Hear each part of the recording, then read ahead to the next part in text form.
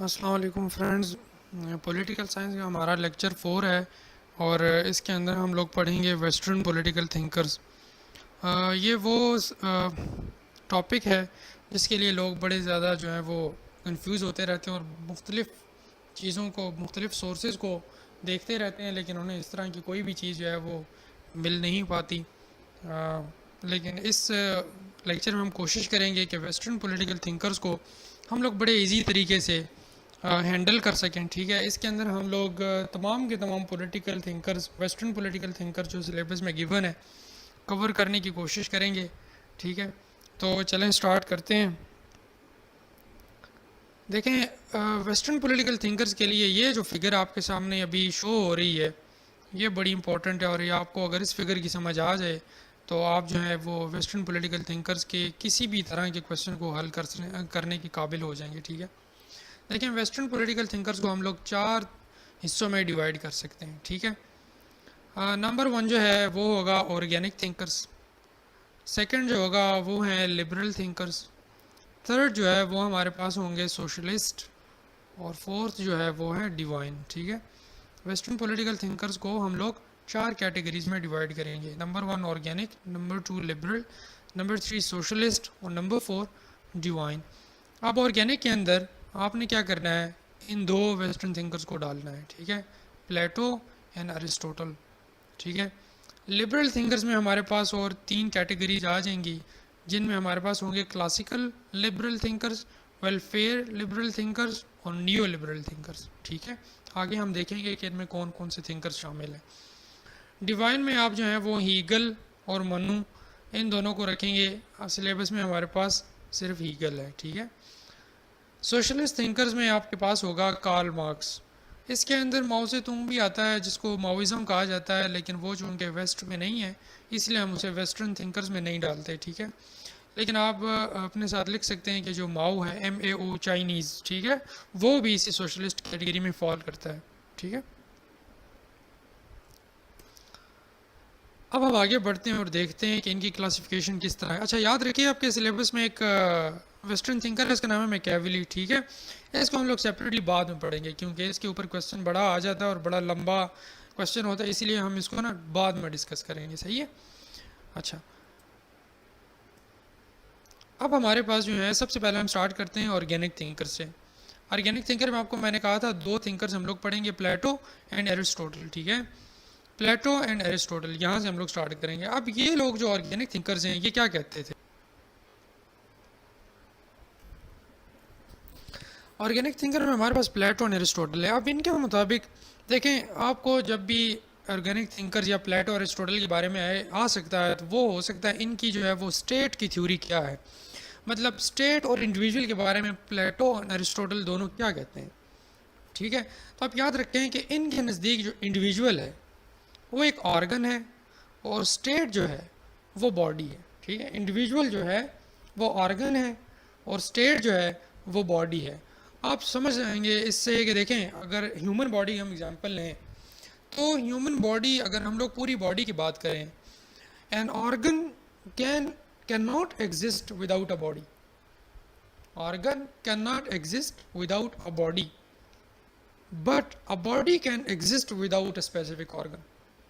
अगर किसी शख्स का हाथ नहीं है या उसका कोई पाँव नहीं है तो उसकी पूरी बॉडी एग्जिस्ट कर सकती है, लेकिन अगर आपकी बॉडी नहीं है तो सिर्फ और सिर्फ एक ऑर्गन जो है वो एग्जिस्ट नहीं कर सकता। तो ये इनका आपने सबसे मेजर पॉइंट याद रखना है कि ऑर्गेनिक थिंकर जो प्लेटो और एरिस्टोटल है वो कहते हैं कि स्टेट जो है वो ज़्यादा इंपॉर्टेंट है और इंडिविजुअल जो है वो इतना कोई इंपॉर्टेंट नहीं है। मतलब उनके नज़दीक स्टेट जो है, स्टेट वो ज़्यादा इंपॉर्टेंट है, लेकिन जो इंडिविजुअल है वो इतना कोई इम्पोर्टेंट नहीं है। सही है, उनके नज़दीक दूसरी बात यह है कि state is the end and individual is the means. मतलब है कि इंडिविजुअल एक ज़रिया है, किसके लिए, स्टेट के लिए। कोई भी इंडिविजुअल किसी भी तरह का काम करता है, उसका डायरेक्ट इम्पैक्ट जो है वो स्टेट के ऊपर पड़ेगा। ठीक है, कि आप जो भी काम करेंगे, इंडिविजुअल जो भी काम करेगा, उसका आखिर में जाकर के वो उसका बेनिफिट या उसका नुकसान किसको होगा, वो होगा स्टेट को। ठीक है, स्टेट इज़ द एंड, आखिर में जाकर जो भी नतीजा निकलेगा वो किसका निकलेगा, वो स्टेट का निकलेगा, ठीक है। State is the end what is the means, individual is the means, ठीक है। इंडिविजुअल जो भी काम करते हैं उसका असर जाकर के सीधा स्टेट के ऊपर पड़ता है, ठीक है। फिर वो आगे कहते हैं कि state represents superior will and perfect reasoning, ठीक है। स्टेट जो है उसकी विल सुपीरियर होती है, स्टेट कुछ भी कर सकती है, ठीक है। स्टेट जो है उसकी विल सुपीरियर होगी और उसकी रीजनिंग जो होगी वो सुपीरियर होगी। इसका क्या मतलब है, इसका ये मतलब है कि इंडिविजुअल जो है, इंडिविजुअल बजाते खुद कुछ भी नहीं है, ठीक है। इंडिविजुअल बजाते खुद कुछ भी नहीं है, जो भी स्टेट है स्टेट फैसला करती है। मतलब है कि जो बादशाह होता है, ठीक है, या जो स्टेट का मिनिस्टर है, जो स्टेट का लीडर है, वो जो फैसला करता है। देखें, स्टेट को कोई बंदा रिप्रेजेंट तो कर रहा होगा ना, ठीक है, तो वो जो रिप्रेजेंटेशन करेगा वो किस चीज़ की रिप्रेजेंटेशन करेगा, स्टेट की। तो तमाम की तमाम रीजनिंग, ठीक है, जो सुपीरियर विल है वो किसकी है, वो स्टेट की है, इंडिविजुअल की नहीं है। आसान अल्फाज में इंडिविजुअल का रोल मिनिमम है और स्टेट का रोल जो है वो मैक्सिमम है, सही है। फिर आखिर में ये है कि state plays important role in individuals life, ठीक है। स्टेट जो है वो किसी भी इंडिविजुअल की लाइफ में इम्पॉर्टेंट रोल प्ले करता है। मतलब है कि स्टेट चाहे तो इंडिविजुअल को मुल्क से निकाल सकता है, स्टेट चाहे तो किसी और मुल्क के इंडिविजुअल को अपने मुल्क में, अपने स्टेट के अंदर ला सकता है। It's all about the organic thinkers.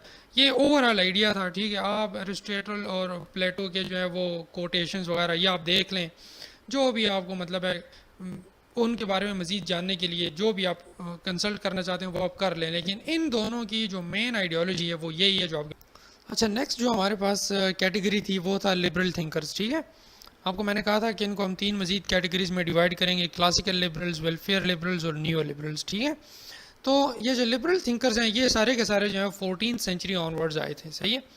मतलब है 14th सेंचुरी के बाद जितने भी थिंकर्स थे वो सारे लिबरल थिंकर्स थे। अब आपको पता है जो 14th सेंचुरी, 15th या 16th सेंचुरी की जब आप बात करते हैं तो आहिस्ता आहिस्ता दुनिया जो थी ना वो इंडस्ट्रियलाइजेशन की तरफ जा रही थी।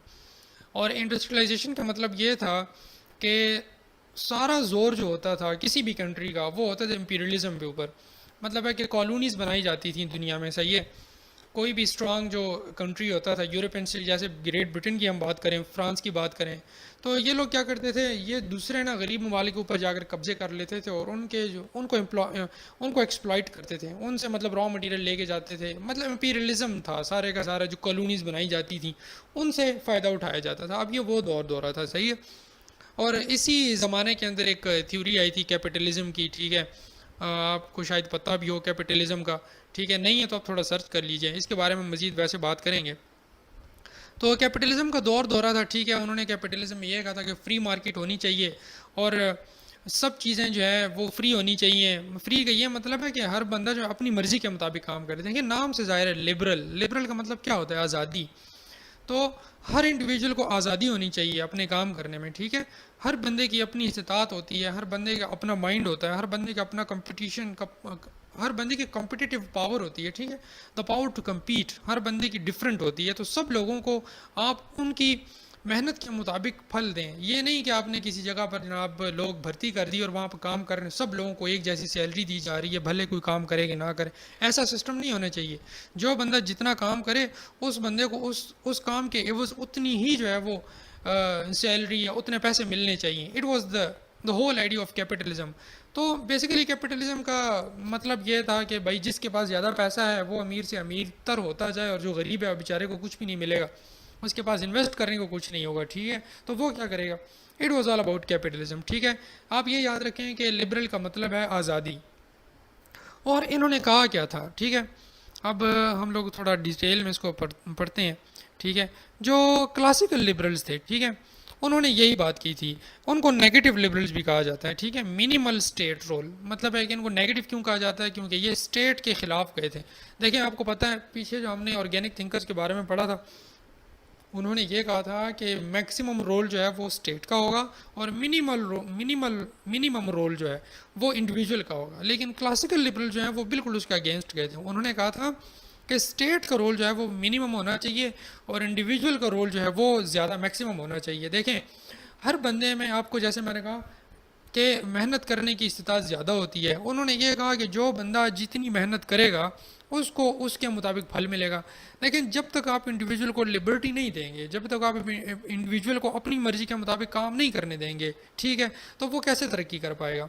अब देखें, आपको ये पता है कि अगर स्टेट जो है वो तमाम के तमाम अस्पताल आपको फ्री कर दे, स्कूल आपको फ्री कर दे, ठीक है, सब चीज़ें स्टेट आपको दे, और आप जो भी काम करें वो स्टेट के लिए करें, स्टेट आपको इसके बदले जो है वो, जैसे आम लोग सोचते हैं कि भाई अस्पताल फ्री होने चाहिए, स्कूल फ्री होने चाहिए, सब कुछ फ्री होना चाहिए गवर्नमेंट की तरफ से, तो फिर क्या मसला है, सब कुछ ठीक चलेगा। लेकिन ऐसा नहीं होता। देखें, इसका तो ये मतलब है कि सब गवर्नमेंट आपको फ्री करके देगी। अब जो लोग मेहनत करेंगे, देखें मुल्क में जितने भी लोग काम करेंगे वो सब अपनी मर्जी के मुताबिक काम करेंगे। जो काम चोर होंगे वो काम नहीं करेंगे, लेकिन उनको भी सब चीज़ें फ्री में मिलेंगी। तो इसका तो ये मतलब हुआ कि जो चोर है वो बिल्कुल चोरी करे, और जो बेचारा मेहनत करने वाला है वो मेहनत करे। तो किसी की मेहनत कितनी है किसी को कोई पता ना चले। जैसे आजकल हम लोग रो रहे होते हैं जी बिजली के बिल ज़्यादा आ गए हैं, फलाने घर वाले बिजली ज़्यादा इस्तेमाल कर रहे हैं, वो बिजली चोरी कर रहे हैं, उसका बर्डन जो है वो जो बिजली चोरी नहीं करते उनके ऊपर पड़ रहा है। बिल्कुल यही कहानी आप जहन में रखें। जो स्टेट का रोल जो है वो मिनिमम होगा, तो जिस बंदे की जितनी मेहनत होगी, ठीक है, वो अगर छापड़ी फरोश है, ज़्यादा मेहनत करेगा, दुकान डाल लेगा, दुकान से शायद वो मार्केट बना ले, मार्केट से शायद जाकर वो बहुत बड़े बिजनेस का मालिक बन जाए। तो जितनी किसी में मेहनत है, हिम्मत है, वो उसके मुताबिक काम करता जाए। इंडिविजुअल को आप लिबर्टी दें और स्टेट को क्या करें, आप मिनिमम रोल दें, ठीक है। तो ये था क्लासिकल लिबरल की ओवरऑल कहानी। और क्लासिकल लिबरल में जो आपके पास ये देखें, हॉब्स, लॉक और रूसो, ये तीन जो बंदे हैं ना, वो इन क्लासिकल लिबरल्स के अंदर आते हैं। आपके सिलेबस में होगा हॉब्स, लॉक और रूसो, ये तीनों बंदे क्लासिकल लिबरल्स थे। ये कहते थे कि आपने स्टेट का रोल मिनिमम रखना है और इंडिविजुअल का रोल पॉजिटिव रखना है, मैक्सिमम रखना है, क्योंकि आपने क्या करना है, उन्हें बनाना है लिबरल, ठीक है, आपने बनाना है लिबरल, आपने इंडिविजुअल को लिबर्टी देनी है, ठीक है।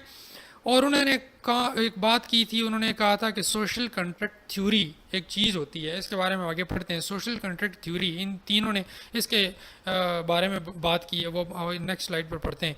इन्होंने और क्या कहा था कि state is not natural, it is a machine working for the individual benefit, ठीक है। पीछे हमने ऑर्गेनिक वालों में कहा था, उन ऑर्गेनिक थिंकर्स ने क्या कहा था कि state is the end and individual is the means, ठीक है। लेकिन ये लोग क्या कह रहे हैं कि state is a machine, it works for the benefit of individual, ठीक है। स्टेट जो है वो सिर्फ और सिर्फ ये करे कि लॉ एंड ऑर्डर को बरकरार रखे। जैसे आजकल के दौर में हम लोग कैपिटलिज्म का दौर है, पूरी दुनिया में यही सिस्टम चल रहा है। स्टेट आपके ऊपर टैक्स लगाएगी, ठीक है, आपके फलाह बहबूद का ख्याल रखेगी, ठीक है। बाकी हर बंदे की अपनी मर्जी है, जो बंदा जो भी किसी किस्म का बिजनेस करे, स्टेट उसमें कोई मुदाखलत नहीं करती, सिर्फ लॉ और ऑर्डर जो है वो मेंटेन रखती है, ठीक है। तो और एक बात इन्होंने जो और की थी, इन्होंने ये कहा था कि आप लेबर को जो है वो मिनिमम वेजेस दें। कैपिटलिस्ट जो है, कैपिटलिस्ट जिसने सरमायाकारी की है, ये हक उसी का है कि वो ज़्यादा से ज़्यादा उससे फ़ायदा हासिल करे। मतलब एक बंदे के पास 1 करोड़ रुपया है, वो करोड़ रुपया उस बंदे ने मार्केट में इन्वेस्ट किया है ना, तो उसका फ़ायदा भी उसी को जाए। जिसके पास करोड़ रुपया नहीं है, वो उसके पास मेहनत मजदूरी करे, अपनी सैलरी ले और जाए, ठीक है। उसके पास करोड़ रुपया जो नहीं था। अब इससे होगा क्या, इससे ये होगा जिसके पास करोड़ रुपया था, 1 साल उसका बिजनेस चलेगा, वो अरबपति हो जाएगा, और जो बेचारा काम करने वाला है वो उसी तरह सैलरियाँ लेता रहेगा, ठीक है। एक ये उसका नुकसान बहुत बड़ा है कैपिटलिज्म में। लेकिन एनीवेज उन्होंने ये कहा था कि मिनिमम वेजेस दो, ताकि जिसके पास पैसा ज़्यादा है वो अपने पैसे का ज़्यादा से ज़्यादा बेनिफिट हासिल करे। और उन्होंने फिर ये एक और चीज़ कही थी, ये अक्सर औकात पूछी भी जाती है कि state is a necessary evil, state जो है वो एक नेसेसरी ईवल है। और ईवल क्यों नेसेसरी क्यों है, नेसेसरी इसलिए है क्योंकि जनाब ये लॉ एंड ऑर्डर को बरकरार रखता है। अगर स्टेट का थोड़ा भी रोल ना हो लॉ एंड ऑर्डर में, तो फिर तो बंदा पैसों के लिए दूसरे बंदे का कत्ल भी कर दे, उसका कौन जवाब दे होगा। और ईवल क्यों है, ईवल इसलिए है क्योंकि ये इंडिविजुअल के ऊपर कभी कभी बहुत ज़्यादा बर्डन डाल लेता है। कभी कभी वो ये कहता है कि तुम इस हद से आगे ना जाओ, टैक्सेस दो, तो एक ईवल है, उसकी लिबर्टी के अंदर मुदाखलत करता है, ठीक। आई होप इसकी समझ आपको आ गई होगी। अच्छा जी, आपके सामने वो सोशल कॉन्ट्रैक्ट थ्योरी की जब आपको बात कर रहा था, ठीक है। ये अक्सर औकात पूछा जाता है कि हॉब्स, लॉक और रूसो का आप कंपैरिजन करें, उनमें क्या क्या मुमासलत थी और क्या क्या उनमें जो है वो मतलब है कि इन डिफरेंसेस क्या थे, सही है। तो ये देखिए, यहाँ पर हम लोग बात करेंगे हॉब्स की, यहाँ पर लॉक की और यहाँ पर रूसो की। उनका स्टेट के बारे में क्या कंसेप्ट था। हॉब्स ने कहा था कि the people were equal and free. Hob कहता है कि जब दुनिया शुरू हुई और जब लोग इंडिविजुअल जो हैं वो पहले 2, 3 फिर 4, मतलब वो आहिस्ता आहिस्ता बढ़ते गए, आबादी दुनिया की बढ़ती गई, तो लोग जो थे वो तमाम के तमाम इक्वल थे और फ्री थे, मतलब वो लिबरल थे, लिबर्टी थी, सब किसी के ऊपर कोई किसी किस्म की बंदी नहीं थी, सही है। तो इसी तरह लॉक कहता है कि the people were equal and free, वो भी ये कहता है क्योंकि ये लिबरल थे सारे, इसीलिए ये कहते हैं कि दुनिया में पहले कुछ भी नहीं था, जितने भी इंडिविजुअल थे वो सारे फ्री थे। ये आपको पता होगा, कोटेशन आपने सुनी होगी कि people were, man was born free but now he is everywhere in chains, ठीक है। तो वही बात है कि इंसान जो थे वो सारे के सारे आज़ाद पैदा हुए थे, और यही बात जो वो रूसो भी करता है कि तमाम के तमाम इंसान जो थे पीपल वो इक्वल थे और फ्री थे, ठीक है। उसके बाद क्या हुआ, फिर हॉब्स कहता है कि war of every one against every one due to equality, ठीक है। अब ये कहता है कि तमाम के तमाम लोग जो हैं वो बराबर थे, तो अब लोगों ने आपस में झगड़ना शुरू कर दिया, हर बंदा ये चाहता था कि वो ज़्यादा पावरफुल बने, ठीक है। हर बंदा ये चाहता था कि वो ज़्यादा पावरफुल बने, इक्वलिटी ना हो। आपको पता है इंसान जो है वो ये कहता है, हॉब्स कहता है कि इंसान शुरू से ही जो है वो हसद करता है, जेलसी फील करता है, इसलिए तमाम के तमाम लोग इक्वल थे। वो चाहता था कि मेरा जो स्टेटस हो वो बाकी लोगों से ज़्यादा हो, तो इसलिए सारे लोग आपस में लड़ना झगड़ना शुरू हो गए थे, सही है। लेकिन यहाँ पर जो है लॉक क्या कहता है, वो कहते हैं नहीं, इक्वलिटी थी, सब लोग बड़े खुश थे, कोई किसी किस्म का फड्डा नहीं था, कोई किसी किस्म का झगड़ा नहीं था, ठीक है। इसी तरह रूसो भी कहता है कि नहीं, no war against everyone due to equality, कहता है कोई भी शख्स जो है वो दूसरे से नहीं लड़ता था, इक्वलिटी की वजह से सब लोग इक्वल थे, फ्री थे। अब हॉब्स क्या कहता है, कहते हैं man were brutish, नेस्टी and selfish. जैसे आपको मैंने कहा, वो लड़ते क्यों थे, क्योंकि इंसान जो है वो शुरू से नेस्टी है, सेल्फिश है, इसीलिए वो लड़ाई करता था। लेकिन लॉक कहते हैं कि नहीं, मैन वर गुड, लोग जो थे वो बड़े अच्छे थे, ठीक है। और इसी तरह रूसो भी कहता है कि man were good and noble, ठीक है। वो कहता है वो लोग जो थे बड़े नॉबल थे और बड़े अच्छे थे। अब हॉब्स क्या कहता है, वो कहता है कि मेक स्टेट, लोगों ने लड़ाई झगड़े शुरू कर दिए, सेल्फिश थे, तो वो सारे लोग मिल के उन्होंने क्या किया, एक ट्रीटी की, ठीक है, उन्होंने एक मुआहिदा किया। अब हम लोग किस चीज़ की बात कर रहे हैं, हम लोग बात कर रहे हैं सोशल कॉन्ट्रैक्ट की, ठीक है। इन्होंने क्या कहा, इन्होंने क्या किया, एक स्टेट बनाई, ठीक है, एक रियासत बनाई, और थ्रू कॉन्ट्रैक्ट, एक कॉन्ट्रैक्ट के through, due to self protection, उन्हें कहा अगर हम लोग कोई मुआहदा नहीं करेंगे आपस में, इस तरह लोग एक दूसरे को मारते रहेंगे, लड़ाई झगड़े होते रहेंगे, फसाद होता रहेगा, इसलिए ज़रूरी है कि सब लोग आपस में मिलकर एक कॉन्ट्रैक्ट बनाएं, ठीक है, ताकि वो क्या करें, खुद को सेल्फ प्रोटेक्ट कर सके। ये हॉब्स का कहना है। अब लॉ कहता है कि मेक स्टेट, उन्होंने भी स्टेट बनाया थ्रू कॉन्ट्रैक्ट, एक कॉन्ट्रैक्ट के through, due to lack of legislation executive and judiciary, उन्होंने ये कहा कि सब लोग आपस में इक्वल तो थे, लेकिन जब किसी किस्म के अख्तिलाफ़ात आते थे, उन्होंने ये सोचा अख्तिलाफ़ात को हल करने के लिए हमने एक लेजिस्लेचर बनाना है, एग्जीक्यूटिव बनाना है, जुडिशरी बनानी है, ताकि हमारे मसाइल को कोई हल कर सके, ठीक है। यहाँ पर रूसो भी यही कहता है कि make state through contract to use their full liberty. Rousseau साहब कहते हैं कि नहीं, उन्होंने कॉन्ट्रैक्ट किस लिए किया, कॉन्ट्रैक्ट उन्होंने इसलिए किया ताकि वो अपनी लिबर्टी को जो है वो मुकम्मल और कम्प्लीटली इंजॉय कर सकें, ठीक है। अब ये उनके सोशल कॉन्ट्रैक्ट की कहानी है। ये तीनों ने अपने अपने हिसाब से ये कहा कि सोशल कॉन्ट्रैक्ट तो बनाया, लेकिन उनमें डिफरेंसेस क्या थी वो आपके सामने। अब हॉब्स ने क्या कहा, ओनली वन कॉन्ट्रैक्ट, उन्होंने कहा कि जो कॉन्ट्रैक्ट बना वो सिर्फ एक ही था।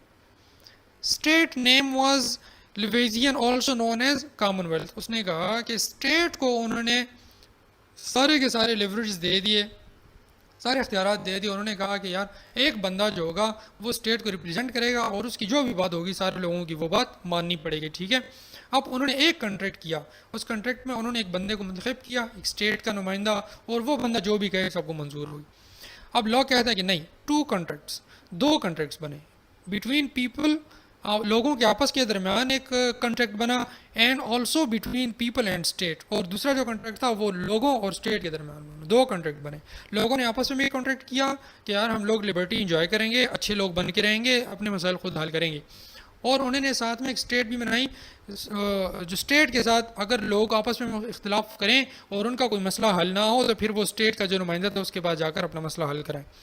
और यहाँ पर जो है वो रूसो, उसने भी ये कहा कि नहीं, ओनली वन कॉन्ट्रैक्ट, एक ही कॉन्ट्रैक्ट लोगों ने आपस में किया, और वो कॉन्ट्रैक्ट क्यों किया, ताकि सब लोग अपनी अपनी लिबर्टी जो है वो आराम सुकून से इंजॉय कर सके। अच्छा जी, आई होप आपको सोशल कॉन्ट्रैक्ट थ्योरी की समझ आ गई होगी जो लॉक्स और रूसो और हॉब्स ने कही थी, ठीक है। अब नेक्स्ट जो हमारे पास लिबरल्स हैं हम उनकी तरफ जाते हैं, वो था द वेलफेयर लिबरल्स, ठीक है, वेलफेयर स्टेट थ्योरी इन्होंने दी थी। अब ये कौन कौन थे, इसमें आपके पास जे एस मिल्स और केन्स, ये दो बंदे आते हैं, ठीक है। ये दो बंदे जो हमारे पास वेलफेयर लिबरल्स में आते हैं। अब देखें हुआ क्या। पीछे जो लिबरल थे उन्होंने क्या कहा था, क्लासिकल लिबरल्स ने, आपको मैंने कहा था कैपिटलिज्म की बात की। अब कैपिटलिज्म का जो दौर था, पहले में तो बड़ा अच्छा जो था, सरमायादारों ने बड़े पैसे कमाए, कैपिटलिस्ट की जो थ्योरी थी वो दुनिया में बहुत ज़्यादा चली। लेकिन वक्त के साथ साथ लोगों ने एहतजाज करना शुरू कर दिया कि यार इससे तो अमीर जो है वो अमीर तरीन होता जा रहा है और गरीब जो है वो गरीब होता जा रहा है, इसका तो कोई फ़ायदा नहीं है। मतलब जिसके पास करोड़ रुपया चाहे उसने नाजायज़ तरीके से इकट्ठा किया हो, वो इन्वेस्ट करता है और वो मज़ीद अमीर तर होता जाता है। लेकिन जो बेचारा मेहनत कश है, ठीक है, वो मेहनत करता है पूरा दिन, उसको कुछ भी नहीं मिलता। अब देखिए एक इंजीनियर है, उसके पास पैसा नहीं है लेकिन उसके पास नॉलेज है, वो एक कार मैन्युफैक्चरिंग कंपनी में जॉब करता है, ठीक है।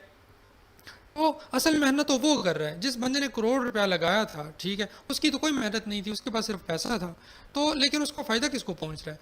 जो मेहनत कर रहा है उस बंदे को नहीं पहुंच रहा, जिसका पैसा है ना, जिसने इन्वेस्ट किया उसी को पहुंच रहा है। आज भी आप लोग इस तरह की एग्जांपल देख लें, कोई बंदा डाकी डाकी मतलब है डाके डालता है, चोरी करता है, उसने गलत तरीके से माल इकट्ठा किया हुआ है, 1 करोड़ रुपया इकट्ठा किया, 2 करोड़, अरबपति है, वो इन्वेस्टमेंट करता है, बहुत सारे लोगों को जो है वो एज एन एम्प्लॉई रखता है, उन्हें देता क्या है? कुछ भी नहीं। लेकिन उसके जो बेनिफिट जाता है वो किसको जाता है? सीधा वो उस इन्वेस्टर को जाता है। तो लोगों ने कैपिटलिज्म के खिलाफ जो एहतजाज करना शुरू कर दिया, ठीक है। अब बड़े मसले मसाइल बने। उसके बाद कार्ल मार्क्स आया, उसने एक अपनी थ्योरी दी, सोशलिज्म की थ्योरी, आगे हम पढ़ेंगे सोशलिस्ट वाले में। उसने उसके खिलाफ जो है वो आवाज़ उठाना शुरू कर दिया। तो दुनिया जो थी वो सोशलिस्ट थ्योरी के ऊपर ज़्यादा चली गई। उन्होंने कहा था कि नहीं, कैपिटलिज्म का जो निज़ाम है ये दुनिया को बड़ा ख़तरा दिला रहा है, ठीक है, ये तो बड़े ख़तरे वाला निज़ाम है। तो इसीलिए लोगों ने एहतजाज करना शुरू किया। अब जो वेलफेयर लिबरल्स आए ना, इन्होंने क्या किया, असल में इनका जो मकसद था ना, वो था कैपिटलिज्म के सिस्टम को रेस्क्यू करना। अब इन्होंने एक ही काम किया, इन्होंने क्या किया कि दे मेड सम रिलैक्सेशंस। जो भी इंडस्ट्रीज़ के अंदर वेजेस पे काम लोग करते थे ना, वर्कर्स, उनके लिए कुछ रिलैक्सेशंस पैदा की, ठीक है। तो reason were Karl Marx and other socialist, आपको मैंने कहा। और द वेलफेयर लिबरल या वेलफेयर स्टेट थ्योरी जो थी वो असल में रेस्क्यू करने आई थी कैपिटलिज्म को। अब इन्होंने क्या किया, सिर्फ एक ही काम किया, इन्होंने promoted good wages and incentives जो है वो वर्कर्स को देना शुरू कर दिए, ठीक है। उन्होंने वेलफेयर स्टेट थ्योरी, आपको मैंने जैसे कहा वेलफेयर स्टेट का मतलब क्या होता है, पीछे आपको मैंने लेक्चर में बताया था कि वो स्टेट जो लोगों के फलाह बहबूद के लिए काम करे, ठीक है। उन्होंने ये कहा कि जो वर्कर ज़्यादा मेहनत करेगा उन्हें हम ज़्यादा जो है वो मतलब ओवर टाइम देंगे, उसकी सैलरी में इजाफा करेंगे, ठीक है, उन्हें मज़ीद इंसेंटिव्स देंगे, बोनसेस देंगे, ये चीज़ें उन्होंने शुरू कर दी। बस इनके अलावा उन्होंने कुछ काम नहीं किया, ठीक है। इनमें दो बंदों का नाम है जेम्स मिल्स और केन्स, ठीक है। अच्छा जी, नेक्स्ट जो हमारे पास आते हैं तो वो हैं नियो लिबरल्स, ठीक है। अब थोड़ा सा निज़ाम जो है वो वेलफेयर स्टेट का चला, उसके बाद दोबारा नियो लिबरल्स आ गए। All the thinkers after 1950 lie here, ठीक है। 1950 के बाद जितने भी थिंकर पॉलिटिकल साइंस के हैं वो सारे नियो लिबरल्स कहलाते हैं। अगेन प्रमोटेड कैपिटलिज्म, उन्होंने कहा नहीं, कैपिटलिज्म के निज़ाम को दोबारा चलाओ। और क्यों चलाओ? आपको पता है कि कोल्ड वॉर हुई थी, आप इसके बारे में पढ़ लें, जो जिसको थोड़ा बहुत पता हो वो शायद जानते हो कोल्ड वार के बारे में, जो रशिया और अमेरिका के दरमियान हुई थी सेकेंड वर्ल्ड वॉर के बाद, ठीक है। और वो असल में जो लड़ाई थी वो कम्युनिज़म और कैपिटलिज्म के दरमियान थी। मज़ीद इसके बारे में हम आगे जाकर ये लेक्चर्स पढ़ेंगे ना, जब उसमें जाकर हम लोग इसको डिटेल से पढ़ेंगे। लेकिन आप ये याद रखें कि दुनिया के अंदर दो निज़ाम आ गए थे, एक कैपिटलिज्म और दूसरा कम्युनिज़म। कैपिटलिज्म ये था, जैसे आपको मैंने अभी थोड़ी देर बताया, कि अमीर अमीर तर और गरीब गरीब तर होता जा रहा है। इसके बरक्स एक और थ्योरी पेश की थी कार्ल मार्क्स ने, जिसको सोशलिज्म कहते हैं, ठीक है। कार्ल मार्क्स की थ्योरी के मतलब है सोशलिस्ट थ्योरी कहलाती थी। उसने ये कहा कि स्टेट जो है वो तमाम की तमाम चीज़ें जो है वो आवाम को प्रोवाइड करे, ठीक है। और ये गरीब गरीब और अमीर अमीर का कंसेप्ट नहीं होना चाहिए, ये एक सिस्टम था, ठीक है। इसको सोशलिस्ट सिस्टम कहते थे। तो इनके दरमियान बड़ी लड़ाई हुई 1991 में। सोवियत यूनियन जो उस टाइम रशिया था वो डिसइंटीग्रेट हो गया था, और कम्युनिज्म की जो थ्योरी थी वो ख़त्म हो गई थी, और दुनिया में सिर्फ एक थ्योरी रह गई थी, वो थी कैपिटलिज्म, ठीक है। ब्रेटन वुड्स सिस्टम बना और द एंड ऑफ हिस्ट्री, ये एंड ऑफ हिस्ट्री एक बहुत बड़ा टॉपिक है, ठीक है। उन्होंने जो कैपिटलिस्ट थे उन्होंने ये कहा कि दुनिया में कैपिटलिज्म से ज़्यादा अच्छी थ्योरी कभी आ ही नहीं सकती। ये तारीख़ जो यहाँ पर ख़त्म हो गई है कि कैपिटलिज्म से ज़्यादा अच्छी थ्योरी तारीख़ कभी भी पेश नहीं कर सकेगी। This was the end of history, ठीक है।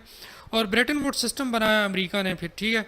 अमेरिका जो था वो सबसे बड़ा कैपिटलिज्म का निज़ाम जो है वो राइज करने वाला मुल्क था। एडम स्मिथ ने यह निज़ाम दिया था। ब्रेटन वुड्स सिस्टम के अंदर आपको पता है आजकल का जो IMF है और वर्ल्ड बैंक है ये बने थे, ठीक है। आपको पता है IMF जो दुनिया का इदारा है जो कंट्रीज़ को लोन वगैरह देता है, आपने सुना होगा उनके जो अपनी कंडीशंस होते हैं, मुल्क कोई भी हो वो जब भी IMF से लोन लेता है उसके इतने स्ट्रिक्ट कंडीशन होते हैं कि कोई भी मुल्क उस लोन को दोबारा जो है वो पे करने के काबिल नहीं रह पाता और इस तरह जो है वो शिकंजे में आ जाता है। लोन के ऊपर लोन लेता जाता है लेकिन उन लोन को चुका नहीं पाता, उनके इंटरेस्ट रेट इतने ज़्यादा होते हैं। तो ये कैपिटलिज्म का निज़ाम था, ठीक है। न्यू लिबरल जा करके दोबारा उस निज़ाम को प्रमोट करने लग गए थे। आखिर में जो हमारी जो थर्ड कैटेगरी थी उसमें आपको मैंने कहा था सोशलिस्ट थिंकर्स थे, सही है। सोशलिस्ट थिंकर्स का उसमें दो बंदे थे, मार्क्स और माओ। माओ चूँकि चाइनीज़ का था इसलिए हम इसको वेस्टर्न में नहीं डालते, ठीक है। तो कार्ल मार्क्स जो था, कार्ल मार्क्स ये एक जर्मन था, ठीक है। कार्ल मार्क्स, ठीक है, ये इसके नाम के स्पेलिंग है। तो कार्ल मार्क्स जो था उसने एक थ्योरी पेश की थी कैपिटलिज्म के अगेंस्ट। उसने कहा था कि देखें ये जो कैपिटलिज्म का निज़ाम है ये पूरी दुनिया को मफलूज कर रहा है, ठीक है। इससे अमीर अमीर तर और गरीब गरीब तर होता जा रहा है। इस बंदे ने क्या काम किया था, इसने कहा कि दो क्लासेस जो है वो कैपिटलिस्ट सिस्टम ने दुनिया के अंदर बनाई है। एक है एक्सप्लॉइटर, ठीक है, एक्सप्लॉइटर, और सेकंड है एक्सप्लॉइटेड। इसके अपने नाम है, टर्म्स हैं, वो थोड़े डिफिकल्ट है इसलिए आपको मैं आसानी से इनके समझा रहा हूँ। एक्सप्लॉइटर और एक्सप्लॉइटेड। दुनिया के अंदर एक क्लास ऐसी है जो एक्सप्लॉइटेड है, ये तमाम के तमाम वो लोग हैं जो वर्कर्स हैं, ठीक है। और एक्सप्लॉइटर वो है जो इन लोगों को एक्सप्लॉइट कर रहा है अपने पैसे के तौर में, ठीक है। तो इसने ये कहा ये जो आप हमारे माशरे के अंदर जो क्लासेस बंदे हम लोग कहते हैं ये भाई अमीर लोग हैं, ये मिडिल क्लास है, ये लोअर क्लास है, ये अपर क्लास है, ये जो क्लास सिस्टम है ना ये क्लास सिस्टम नहीं होना चाहिए। स्टेट को इस तरह होना चाहिए, हमारे पास एक ऐसा निज़ाम होना चाहिए जो तमाम के तमाम लोगों को इक्वली ट्रीट करें, ठीक है। तो सोशलिज्म की थ्योरी आएगी जब हम लोग फॉर्म ऑफ गवर्नमेंट पढ़ेंगे तो उसमें आपको इसकी ज़्यादा समझ आ जाएगी। लेकिन आप फ़िलहाल तक भी ये याद रखें कि जब भी सोशलिस्ट थिंकर्स या कार्ल मार्क्स की बात आए तो आप ये जहन में याद रखें कार्ल मार्क्स ने जो अपनी थ्योरी पेश की थी वो कैपिटलिज्म के ख़िलाफ़ पेश की थी। उसने उस निज़ाम के ख़िलाफ़ काम किया था जो कैपिटलिस्ट निज़ाम है, ठीक है। आई होप यहाँ तक आपको जो है वो आइडिया हो गया होगा कि मुस्लिम जो वेस्टर्न थिंकर्स हैं वो क्या कहते हैं, सही है। इसके बाद आखिर में हमारे पास है डिवाइन थिंकर्स। इनमें सिलेबस में एक ही बंदा है, उसका नाम है हीगल, ठीक है, HEGEL। ये एक वेस्टर्न थिंकर था, इसका नाम था हीगल। अब डिवाइन थिंकर्स क्या कहते हैं? डिवाइन थिंकर्स ये कहते हैं state is saved by divine powers. कहता है स्टेट जो है ये खुद ब खुद अपने आप को रिकवर कर देती है, ये डिवाइन पावर्स के थ्रू कायम रहती है, ठीक है। ये जैसे हिंदू एक माशरे के अंदर, मानो जो है वो हिंदू था, ठीक, तो एक माशरे के अंदर ये बात पाई जाती है, जैसे हम लोग भी ये सोचते हैं सोवरेनिटी टू गॉड, ठीक है, डिवाइन पावर है, कुदरत की ताकत, ठीक है। अल्लाह पाक जो है वो अगर आपके अमाल अच्छे होंगे तो आपके ऊपर इस तरह का हाकिम मुसल्लत होगा, ये चीज़, इस तरह की जो सोच है, ठीक है, वो those people are known as divine thinkers. लेकिन ये मुस्लिम नहीं थे, याद रखें, सही है। हीगल वो ये कहता है कि king is unquestionable and state is infallible. आप स्टेट को कभी भी तोड़ नहीं सकते, एक बंदा जाएगा ना तो दूसरा आ जाएगा। स्टेट हमेशा कायम है और हमेशा कायम रहेगा, आप इसको ख़त्म नहीं कर सकते, ठीक है। और किंग जो होगा वो अनक्वेश्चनेबल होता है।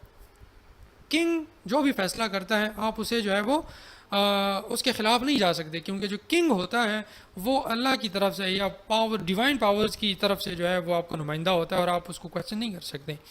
हीगल के एक कोटेशन है, state is the March of God on earth, ठीक है। इससे आप अंदाज़ा लगा सकते हैं कि उसकी स्टेट के बारे में क्या थ्योरी है, ठीक है। So it was all about the western political thinkers.